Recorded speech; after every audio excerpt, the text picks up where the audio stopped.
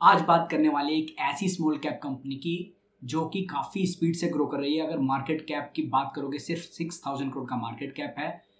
5 year sales CAGR 36%, 5 year profit CAGR 38%, promoter holding above 60%। तो कौन सी है ये कंपनी, जानेंगे आज की वीडियो में।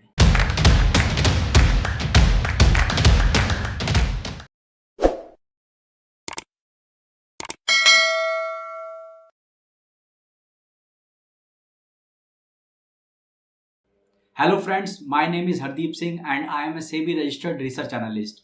सबसे पहले डिस्क्लोजर कि जिस कंपनी की मैं आज बात करने वाला हूँ वो ऑलरेडी मेरे पोर्टफोलियो में है। अपने क्लाइंट को भी मैंने उसको रिकमेंड किया हुआ है। तो यहाँ पर मेरा जो स्टडी है वो बाइज्ड हो सकती है, तो इसके बेस पे कोई भी बाय सेल का डिसीजन आप ना ले, अपनी खुद की रिसर्च करें या फिर अपने फाइनेंशियल एडवाइजर की सलाह ले, उसके बाद अपना इन्वेस्टमेंट करने का मन बनाए। तो दोस्तों, जिस कंपनी की मैं बात करने वाला हूँ वो कंपनी कॉन्ट्रैक्ट मैन्युफैक्चरिंग में है और परफेक्ट प्ले, अगर इंडिया की एफएमसीजी सेक्टर को आप प्रॉक्सी प्ले करना चाहते हो तो उसके लिए परफेक्ट प्ले है। अब अगले कुछ सालों में कंपनी का कहना है कि इंडिया के one of the largest contract manufacturer बन जाएंगे। अगर खासतौर पे आइसक्रीम की बात करोगे आप, कोविड टाइम में मार्केट की डार्लिंग थी और मार्केट ने इस तरह के वैल्यूएशन उसको दिए थे कि पी एक बार तो लगभग 150 के करीब पहुंच गया था पी मल्टीपल। लेकिन उसके बाद स्टॉक में कोई ज़्यादा बड़ी मूवमेंट आई नहीं, स्टॉक करेक्ट हुआ, लेकिन लगातार कंपनी की सेल्स ग्रोथ में कहीं कमी नहीं आई। ये आप ईपीएस का चार्ट देख सकते हैं, लगातार ग्रो करता रहा है। तो कंपनी का नाम है दोस्तों हिंदुस्तान फूड्स, और ये कंपनी ट्रेडिशनल एफएमसीजी के कॉन्ट्रैक्ट मैन्युफैक्चर करती है। लेकिन पिछले कुछ टाइम से कंपनी अब एंटर कर रही है हाई ग्रोथ पोटेंशियल वाले सेक्टर्स में, जैसे कि फुटवेयर है, आइसक्रीम है, बेवरेजेस है और ओवर द काउंटर फार्मा है। इनमें ओटीसी फार्मा में भी कंपनी एंटर कर रही है। तो क्या पूरा ग्रोथ प्लान है, कंपनी करती क्या है, वो हम थोड़ा सा समझने की कोशिश करेंगे।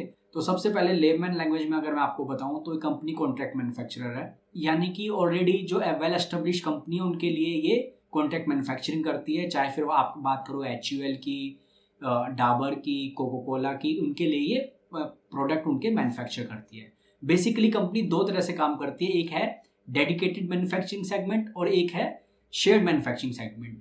जो इनका डेडिकेटेड मैन्युफैक्चरिंग सेगमेंट है ये एक तरह से एनओटी बिजनेस है, जहां पर टर्नओवर से कोई लेना देना नहीं है।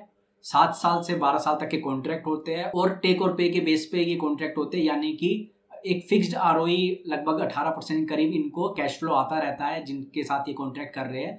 और यहाँ पर चाहे अंडरलाइन इंडस्ट्री में स्लो डाउन हो, इन्फ्लेशन हो, डिफ्लेशन हो या कोई सीजनल वेरिएशन हो, इनको फर्क नहीं पड़ना, इनके पास लगातार पैसा आता रहेगा। इसीलिए इस कंपनी में थोड़ा सा कर्जा आपको हमेशा debt to equity higher side दिखेगा। हालांकि अभी नेट टू डेट इक्विटी लगभग 0.65 आ गई है अभी लेटेस्ट क्वार्टरली रिजल्ट्स के अनुसार।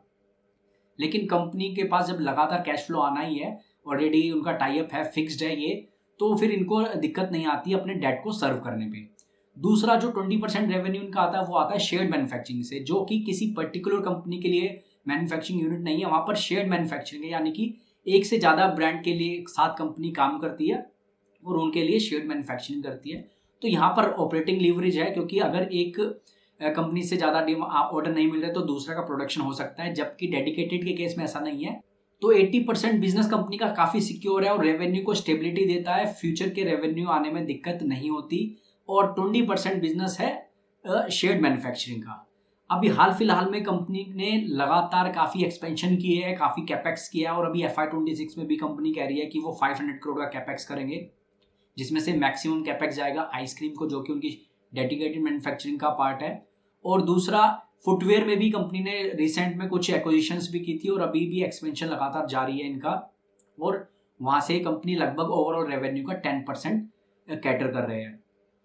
अब अगर कंपनी के कुछ फाइनेंशियल्स की बात करते हैं तो कंपनी का ROC आप देखेंगे लगभग 14% का है। कंपनी का पैग रेशो 1.5 है, यानी कि 2 से काफ़ी नीचे है। तो यहाँ पर ग्रोथ कंपनी की, पीछे भी कंपनी ने काफ़ी अच्छा ट्रैक रिकॉर्ड दिखाया ग्रोथ का, और आगे भी कंपनी का कहना है कि हमारा ग्रॉस ब्लॉक जो कि अभी लगभग 1500 करोड़ है, कंपनी का कहना है कि by the end of FY26 ये ग्रॉस ब्लॉक बढ़ के 1800 करोड़ का हो जाएगा। और मोटा मोटी आप ये जान के चलिए कि जो इनका टर्नओवर है उनके ग्रॉस ब्लॉक पे लगभग 3 या 3.5 टाइम्स है। तो यहाँ से अच्छी खासी सेल्स की विजिबिलिटी दिखती है। और कंपनी का कहना है कि FY27 तक ये इनका ग्रोस ब्लॉक बढ़ के 2000 करोड़ का हो जाएगा। तो अगले 1-2 साल का विजिबिलिटी क्लियर कट कंपनी को दिखता है।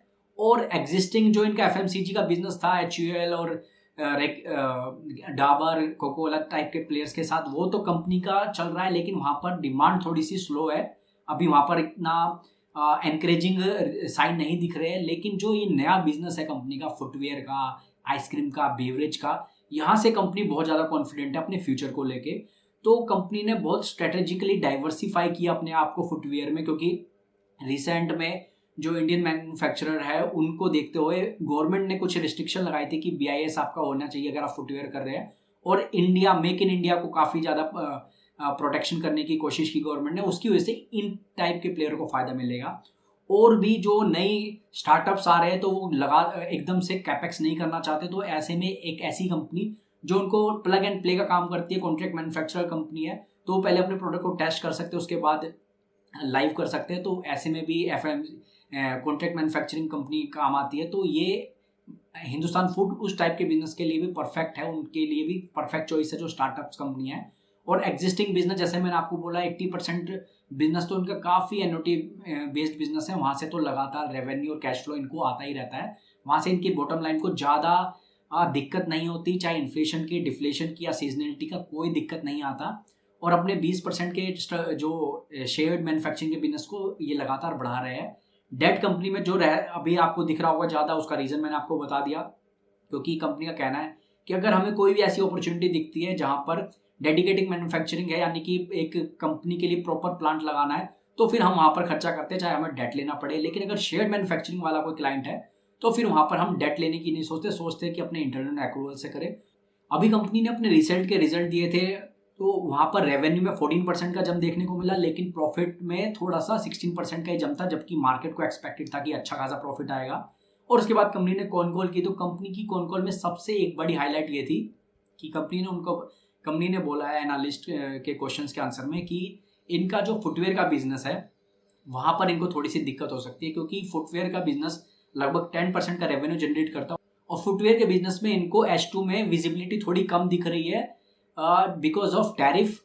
क्योंकि ऐसे अगर आप देखोगे तो इनका 100% मैन्युफैक्चरिंग डोमेस्टिक है, लेकिन किन क्लाइंट के लिए बना रहा है, तो 90% क्लाइंट MNC है।